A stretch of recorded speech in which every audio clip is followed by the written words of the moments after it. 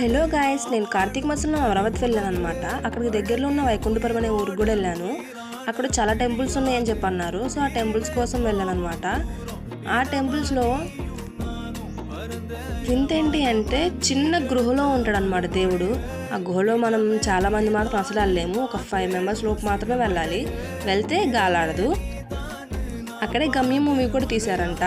ఆ గమ్యం మూవీలో అప్పుడు ఎలాగ ఉందో ఇప్పుడు కూడా అలాగే ఉంది. ఇంకో విషయం ఏంటి అంటే కొండ మీద నుంచొని చూస్తూ ఉంటే ఆ ఊరు మొత్తం చాలా అందంగా కనబడుతుంది.